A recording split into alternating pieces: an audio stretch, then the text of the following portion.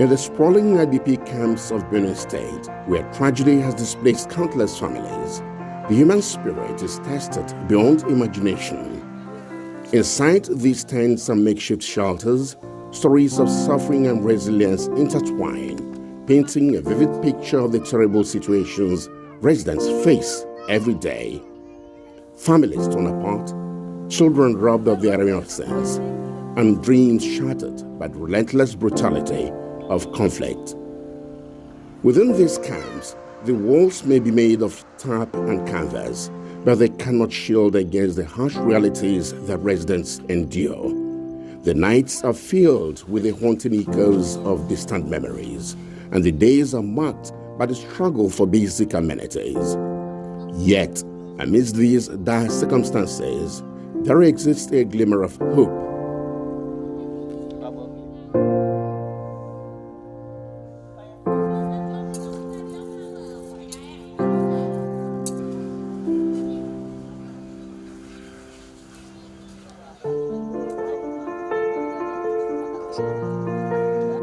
The condition of these internally displaced persons, IDPs, who have remained in several camps in the state for more than 3 years, tend to be fast deteriorating, thus turning the camps into permanent nightmare centers rather than the temporal comforting zones.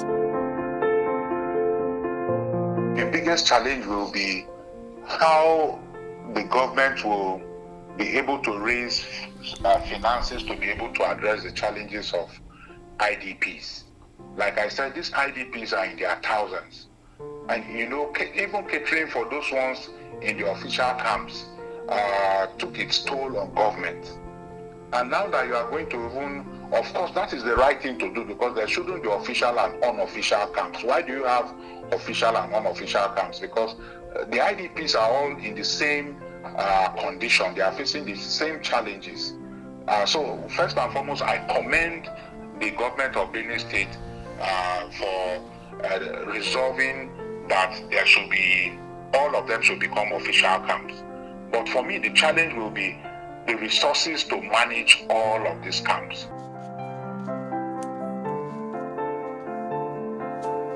Among them is Jennifer, a mother of one. She recounts the day they left everything behind.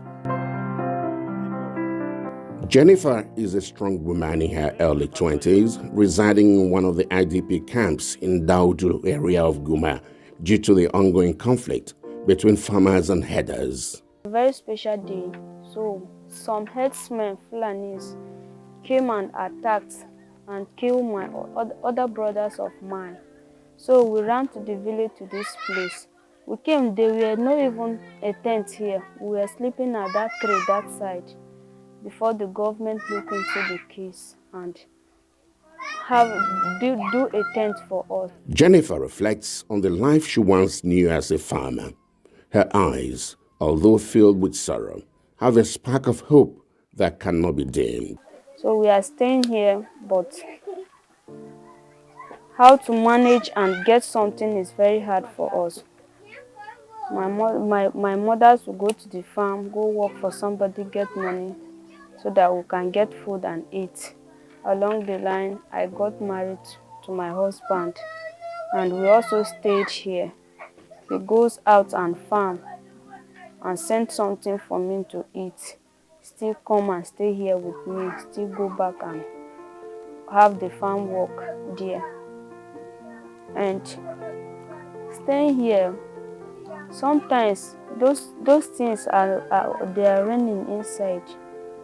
We could not stay here very nice, but with the crisis, we don't know what to do, so we are just staying here for now. But even characters in this place are not like the ones in my village. Very bad things are happening to this place, but we have to bear it because of the crisis. Jennifer's spirit is unbroken, even in the face of the harrowing circumstances that brought her to the camp. As a young mother, her primary concern is her child's well-being, and she takes on this role with unwavering determination. The school is there, quite okay, But the school is not for everybody. It's just for the children. It's not a secondary, so it's just for the children. And even the children too, they don't train them there very well.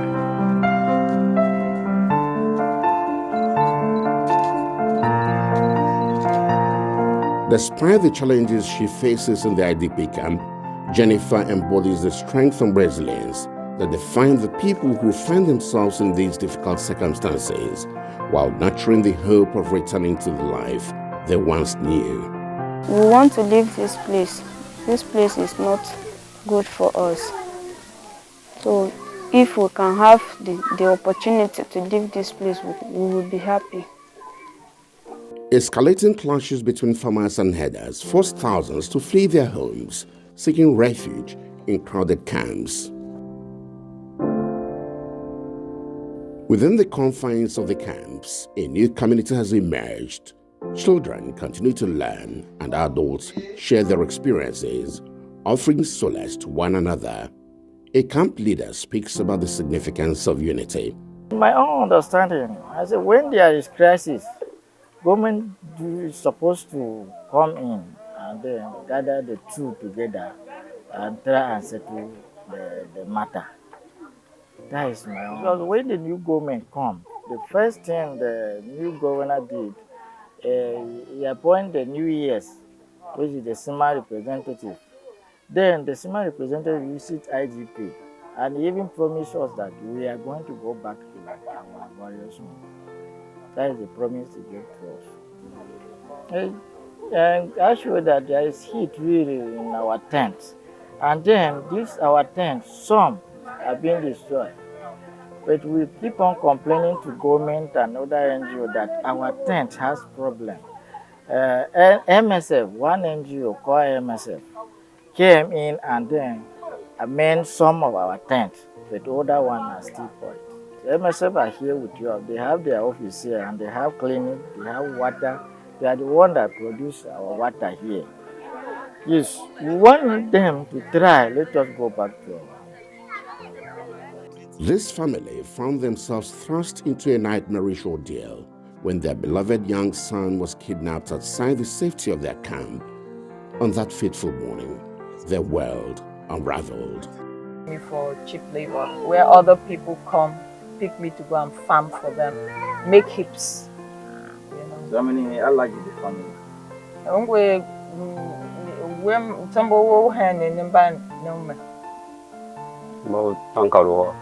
Yeah, 7. Family of 7. Before this displacement. The mother's tearful pleas echo through the camp, a haunting testament to the fragility of life in such trying circumstances. The father, once a pillar of strength, was reduced to a trembling soul, consumed by guilt for not protecting his child. The family's collective anguish served as a sobering reminder of the unyielding brutality that often overshadow the bonds of love in a world plagued by uncertainty. Life within the camps is far from easy.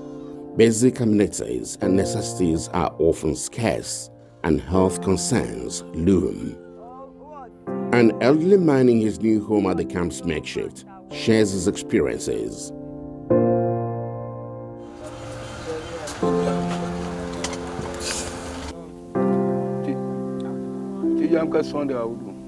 I'm a Tiv man that was born and brought up in Nasarawa State. The border community between Nasarawa and Benue have had lots of attacks between the indigenous Tiv people in Nasarawa State, and it's because of some of those crises that I was displaced. Not just that, the displacement killed 5 of my family members, and the eldest man does not even have a grave because when they killed him, they took his body.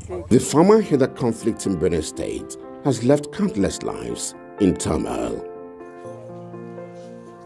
Families left their ancestral homes, children uprooted from their schools, and elders separated from their communities. These are the faces of resilience in the face of adversity. Within these IDP camps, there's great need and also a human tide of compassion. Aid workers, volunteers, federal and state governments and other organizations are on the front lines, striving to provide food, shelter, medical care and emotional support to those in distress. People staying together like in one classroom, like more than 10 families. Even those who are staying in places like camps also having serious issues related to shelters. They're living like people who are not human beings. They have been reduced to a situation that is terrible. Our foundation tried to give not only food support or not only clothing support or not only trying to provide shelter, we also try to give them psychosocial support because they will need that. Otherwise, some people will run mad in the camps. These camps are more than just temporary homes. They are symbols of hope. Yet, it's not a life without adversity. Overcrowded shelters, limited resources, and the emotional toll of displacement weigh heavily on those who reside here. There is no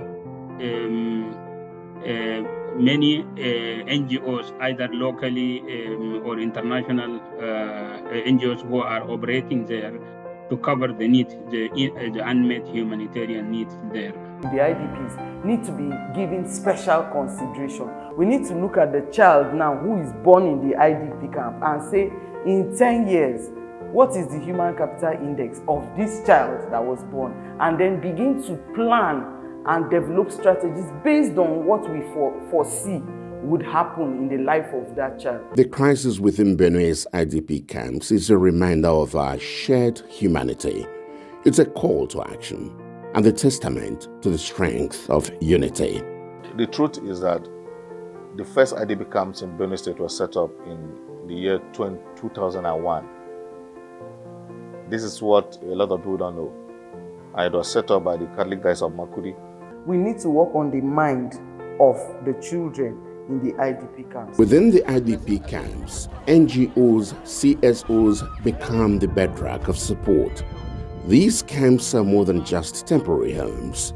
They are pillars of resilience. Imagine a camp like this hosting over 9,000 households and somebody bringing their best being 2 bags of rice or 3 bags of rice or a truck of rice. It's like a drop in the ocean. However, it's not a life without challenges, overburdened resources, overwhelming needs, and the emotional toll of witnessing human suffering. We are hoping that we can get attention from international community and the federal government focused on Benue State. As we bear witness to their stories, let us remember that these individuals deserve dignity, security, and the chance to rebuild their lives. United for a brighter tomorrow.